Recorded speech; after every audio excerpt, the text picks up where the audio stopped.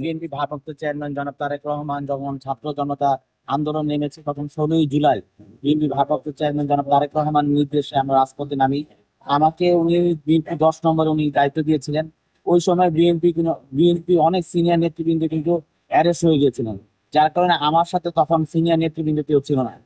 ওই একটা চ্যালেঞ্জিং এর সময় আমি একা ওইখানে আমার যুব দলের নেতৃবৃন্দকে নিয়ে একটা বিশাল একটা ডেঞ্জারাস জোন আমি যে নেতৃত্ব দিয়েছি, এবং সেই সাথে আমার যুব দলের অনেক নেতা কর্মী নিহত হয়েছে, ইনজুরি হয়েছে। আপনারা জানেন, আপনার ছিলেন সেদিন, দেখেছেন আপনি। যখন ওই যে মেট্রো রেল এবং এই যে মিরপুর 10 নম্বর অগ্নিসংযোগ করা হয়, এই ফ্যাসিবাদী শেখ হাসিনা যখন ওইখানে পরিদর্শন করতে যায়, তখন সে নিজে বলে এসেছিল যে এই সব কিছু হয়েছে কিন্তু মিরাজের নেতৃত্বে।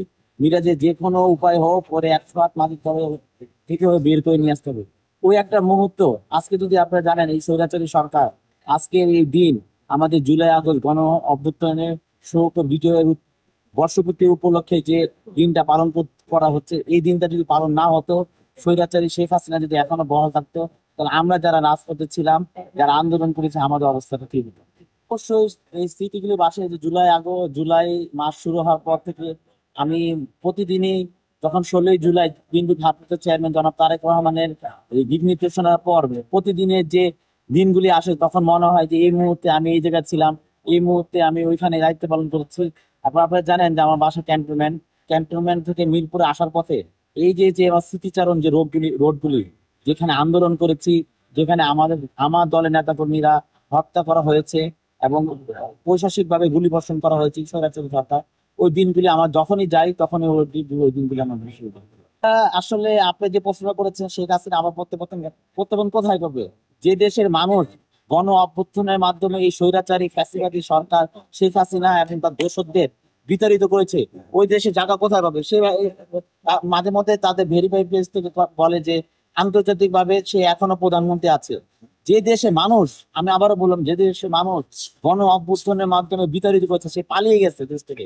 হ্যাঁ, সে যদি অ্যারেস্ট হইতো, বোঝা যেত যে সে দেশে মানুষকে ভালোবাসে, সে রাজনীতি করে, সে অ্যারেস্ট হতেই পারে।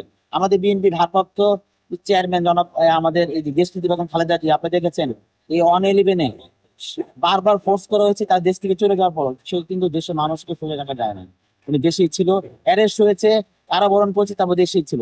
শেখ হাসিনা কেন পালাবে? শেখ হাসিনা তার দোসরদের, তার নেতা কর্মীদেরকে ফেলে চলে গেছে, দেশের মানুষকে ফেলে চলে গেছে। সে এখনো বলে যে দেশের প্রধানমন্ত্রী।